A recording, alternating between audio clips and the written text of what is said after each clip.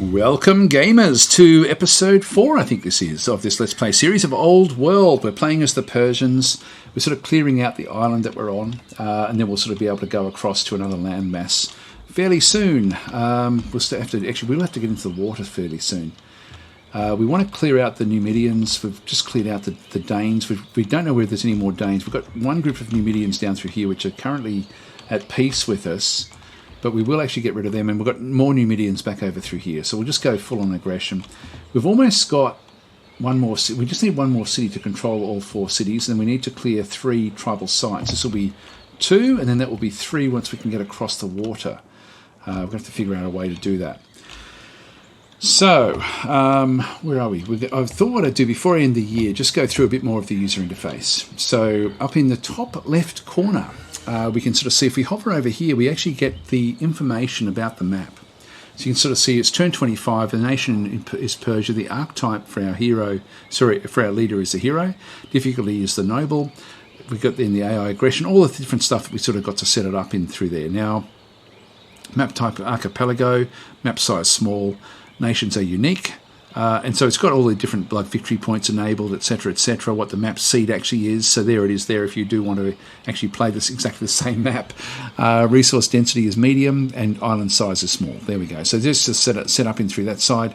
This here is the most excellent encyclopedia, so you can actually sort of go and grab that and then sort of have a bit of a look through to see what's what in the game with a fairly good search.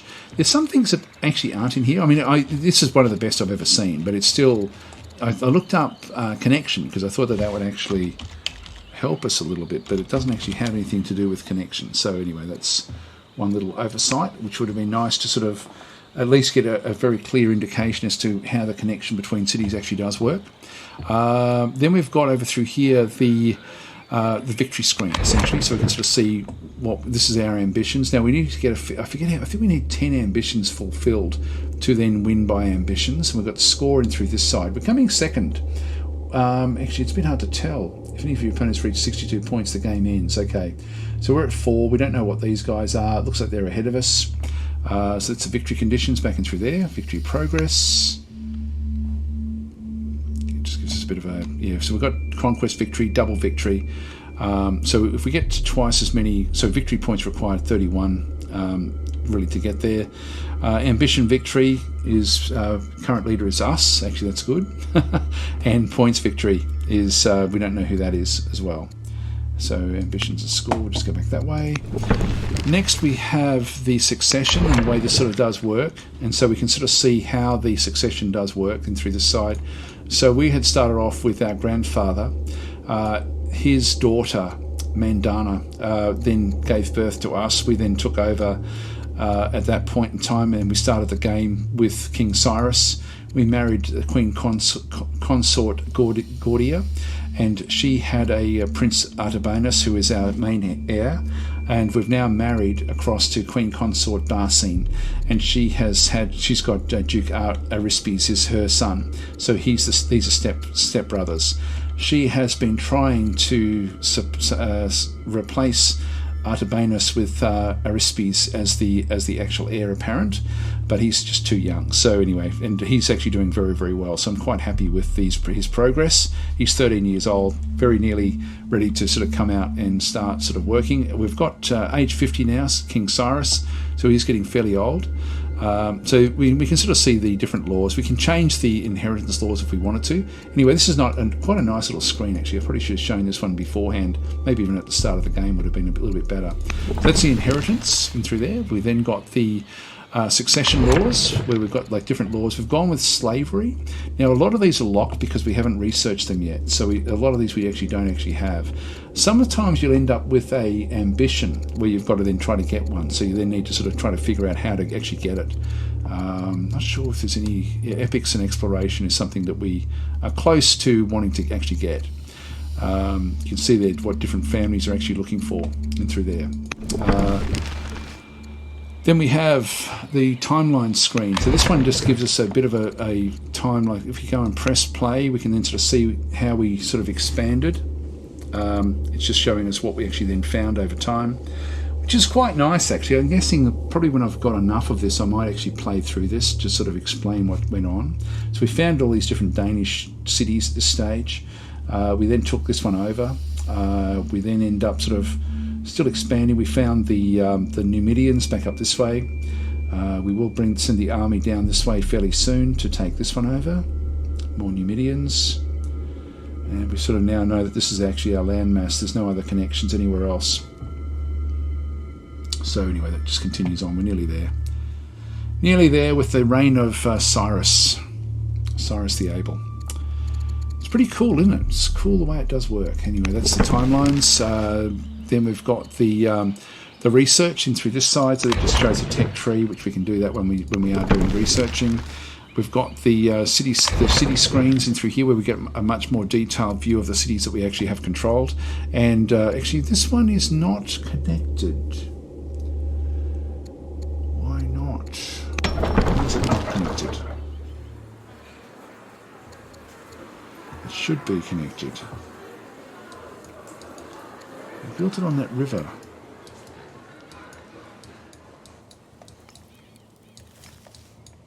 Maybe too long. Actually, maybe too long. This is why I wish it was actually listed as to what's going on. Anyway, that's the cities. We've got the show record screen. This is just going through basically again a bit more of information about the actual game itself. Again, it's great what it's got. And then replay the actions over the last turn if you want to just sort of see what actually did happen. I'm guessing that's useful if you're playing multiplayer and you're playing sort of like a turn-based multiplayer where you're sort of waiting for the turns to come through. You can at least see what actually did go on. And you can actually then go and, if you get drama, you can then go and decide what music you want to actually go and play. So it's very, very cool the way the game actually does work. Anyway, I thought I'd just sort of show those screens off. We'll end our year and continue on. Okay. So Persian paganism has been founded in Persia. So Cassandine the Younger has converted to Persian paganism. Silver Jubilee. This year is a special year in the annals of the kings and queens of Persia. King Cyrus the Able celebrates his Silver Jubilee, a reign of 25 years. How shall we prepare for the celebration to commemorate this joyous day? That one there, we spend some food and we get a lot of growth, and we remove a lot of the discontent that's actually in Persia. We thank the gods for their kindness. We become blessed. So some people with blessed have with better fortune than others. Who knows what good things might lead to? I might do that actually.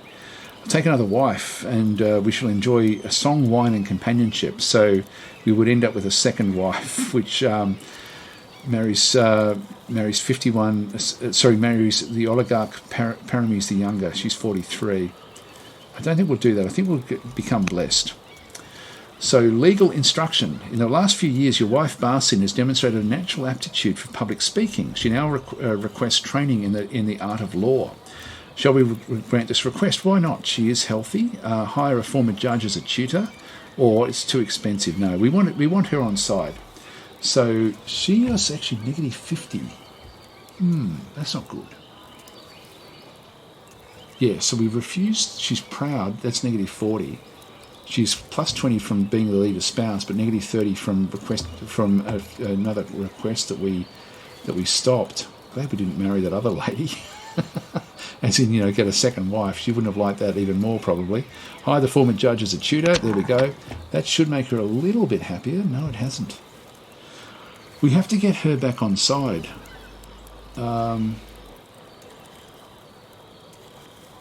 She's going to be upset about that. The request to change the air. Let's talk to her. We can influence this.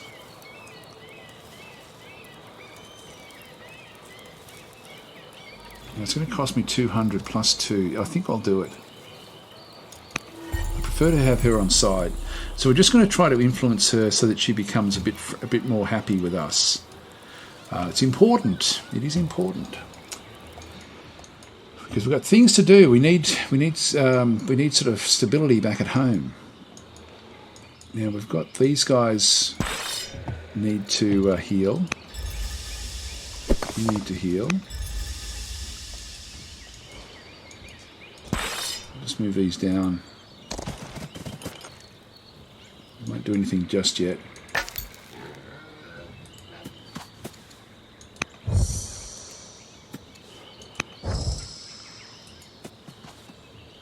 Can't do anything there. Production in Persia. Actually, there's the next settler. I should have moved the settler rather than doing other things. We get a miner.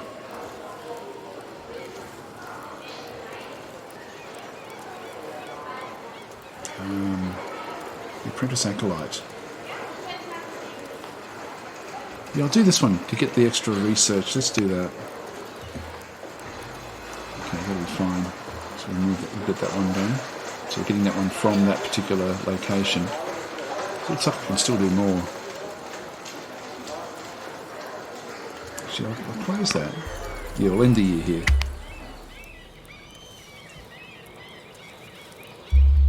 Patriarch Cassandra the Younger is now the head of the Persian paganism. Alright, so, severely ill. Wow, okay, suffering from a high fever and constant shaking, leaving him barely able to walk. That's not good. So the mongrel. One day in the training grounds, Anabatus notices a lame mongrel begging for scraps. He takes the creature into his care and nurses him back to health. From that point forward, the creature never leaves Artabanus' side.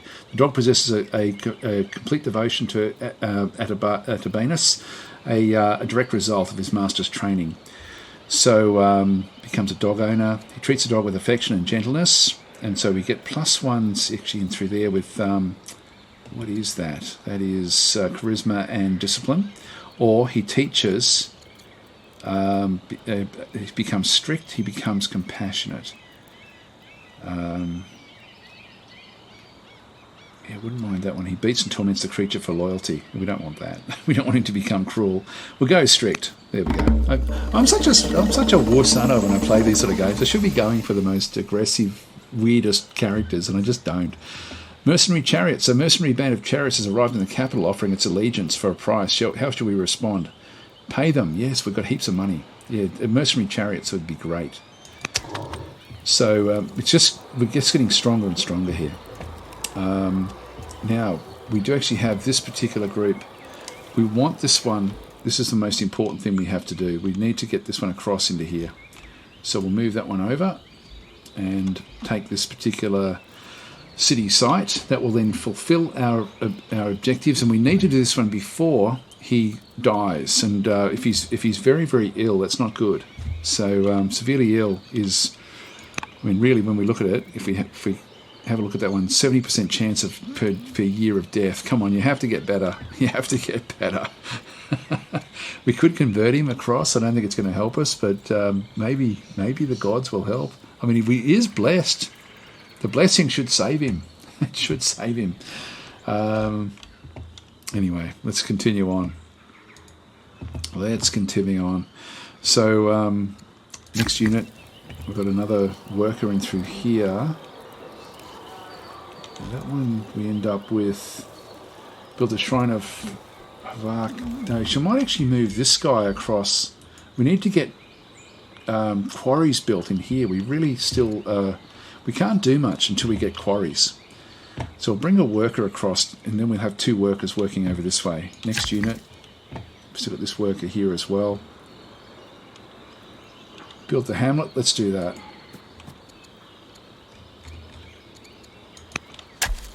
So just get some more money coming in. Next unit in through this side.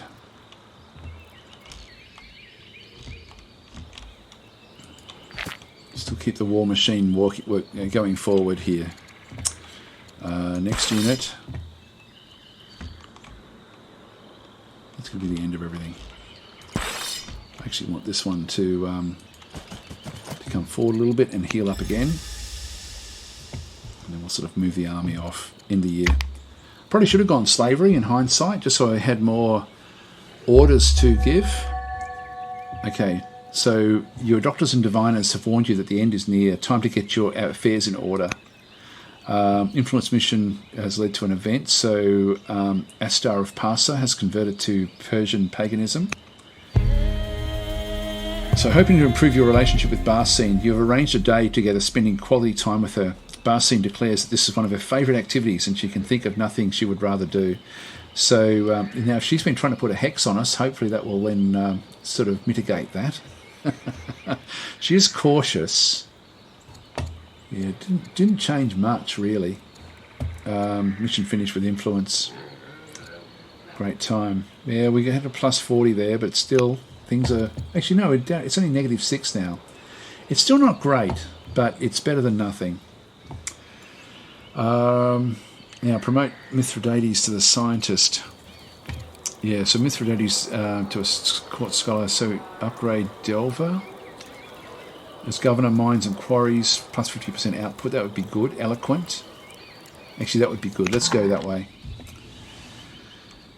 This guy we need to get across into here. Move that one over. Next unit.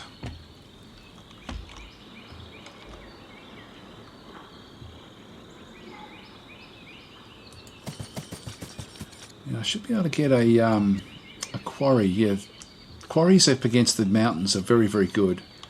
So it's going to give us +9. We'll do that. Get that one sort of working, just so we can get this under control. We're sort of losing too much here. Next unit. Can now start to move in.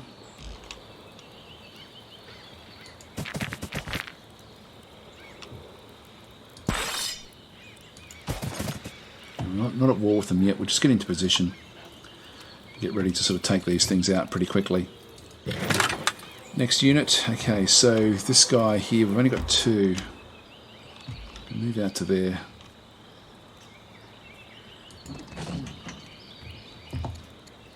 End the year there. So we're going to get rhetoric this turn. Damn it, we died. This is an indication that we just died. So the following ambitions are now legacies. Control 4 cities. We've still got 20 years left on that one, and clear 3 tribal sites. 20 years left on that one. Now we're going to be able to fulfill these. We've got 20 turns to do it, which is actually okay. So King Cyrus the Able, the general of the Slinger, has died in the field. So Oligarch Ashtir the Younger has converted to Persian paganism. We've got another conversion through here, and the Mithrid family is converted as well. So the heir is of this family, so the family of hunters, and this is really the ruling class. Now we've got navigation. I do need to get these biremes, so I'm going to go that way. I didn't even look at actually what else there was. Let's move across. So we've now got Atabanus the new as the new leader. It's a shame. It's a shame that Cyrus died. So now we need this one. I might send this one in as the Sassanids, and this one does then start connected. And we've got horses nearby, so that's going to be good. Okay, so we've completed the legacy of King Cyrus. So he just died, just slightly too soon before he's fulfilled his first ambition. And we're still a little way off getting the second ones, but we're not that far off. He completed the legacy of King Cyrus the Able, control 4 cities. So we've got that one there. With our recent expansion, Persia begins to take shape. After several busy days spent overseeing the affairs of your newest city, you take a moment to reflect on your progress. Where will your ambitions carry you next? So we need to now get a new ambition. Let's stay focused on Persia's expansion. We need to control 7 cities, or I will prioritise the growth of urban centres. So we need to control 6 urban improvements. This is probably the one we want to go for. Must focus on governance of new cities. So starts ambition, control 6 forums, or I have something else in mind. Let's go with the improvements. We've got 2 already. We can get lots of shrines and things like this, so we might sort of head that way, I think. So this would be, I think, the easiest one for us to do. Now, we've only got 9 of these left over. There we go. We've got a scout unit. Now, this one's inside. This one's outside. I won't use that one just yet. Actually, can that one go across the water yet? No, we can't get across the water. We need navigation. So how old are we? We're only 17, so this is going to be good. We're going to have a good run at the kingship here. He's a good, solid young leader. He will develop quite nicely. I think what we might do is we might put him into the into his father's group in through this side. So we'll add the general. Actually, we can't add him as a general. Why not? Maybe too young. Yeah, maybe too young. All right, we'll leave that for now.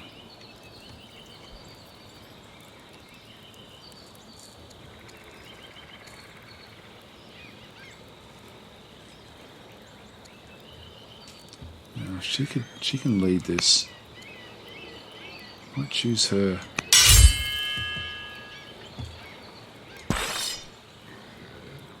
There's no other generals we can really use in this at this point in time. Harvest the marble. We're now down to 7.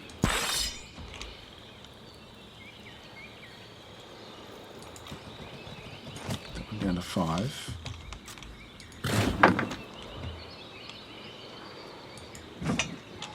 Takes it down to 2.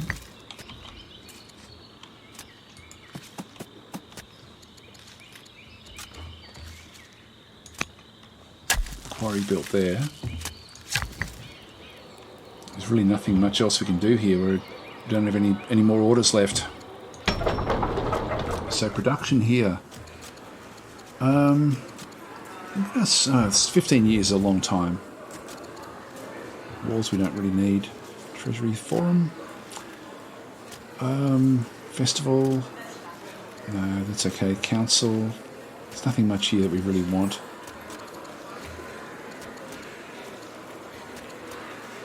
Maybe we'll just go long term for the settler there. Choose production over here as well. We don't have any workers working this area, so we'll grab another worker. End of an era. Okay, so bells ring, mourners fill the streets. King Cyrus the Able has died. It is the end of the era, and all of Persia pauses to honour the contributions of our fallen ruler. So here it is. The reign of King Artabanus the New has begun, so he dies. Long live King Artabanus. So he gets plus 40 XP for sort of dealing with his burial. A great ruler, the burden of kings. He died too young. So students chatter in the hallways as you sit as you sit quietly on your bed at the academy, wiping away tears. With the death of King Cyrus the Able, fate thrusts you upon the throne. So we've got our half brother who is now sort of still in the line of succession. His mother is no longer really prominent in what we're doing. We don't have any spouse or anything like this. So it's a new start. We've got a new start here.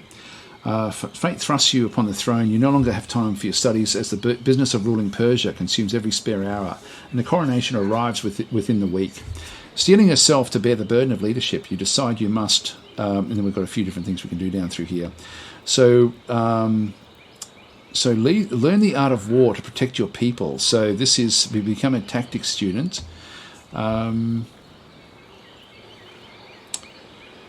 Yeah, I think we might. That's looking good, actually, right from the start.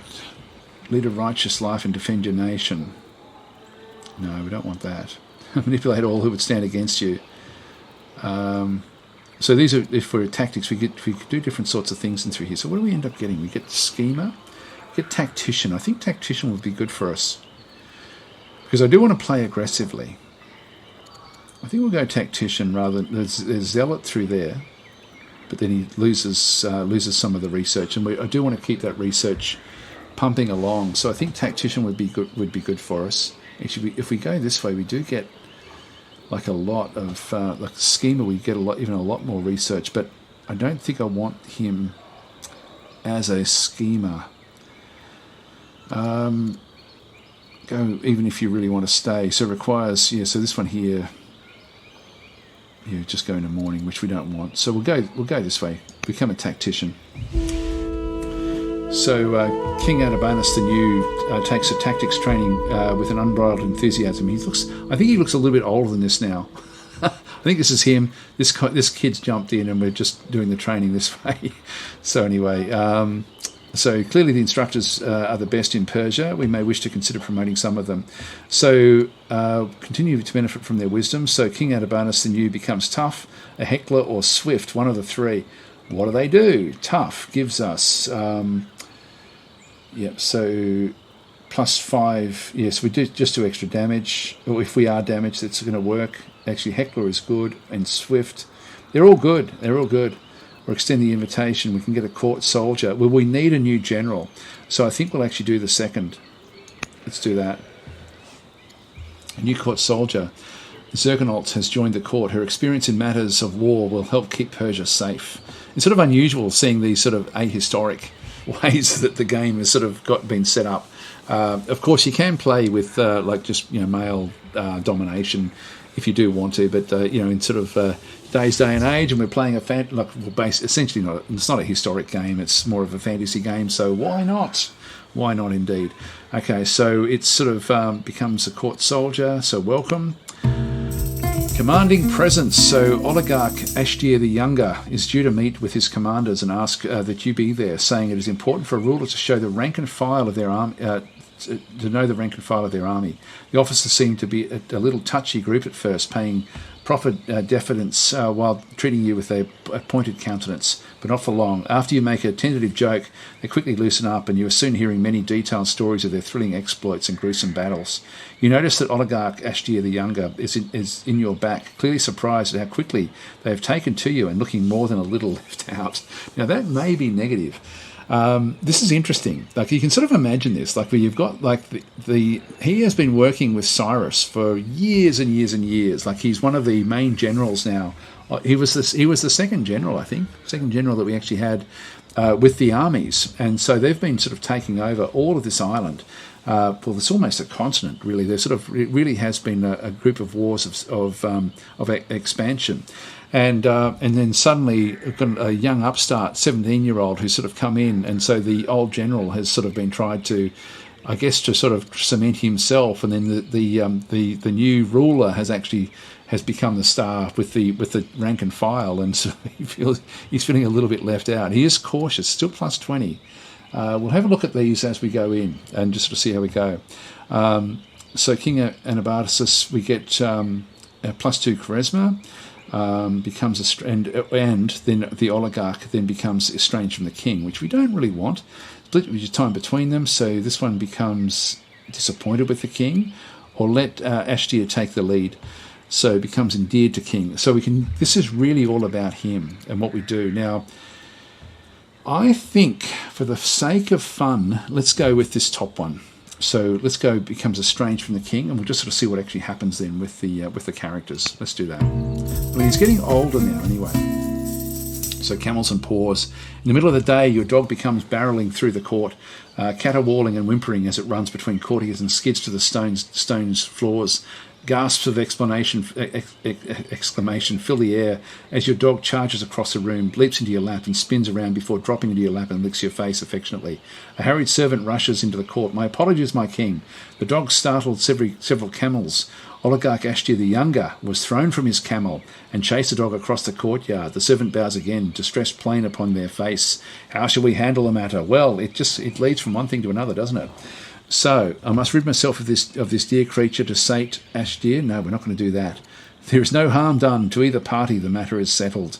So this is now going to be...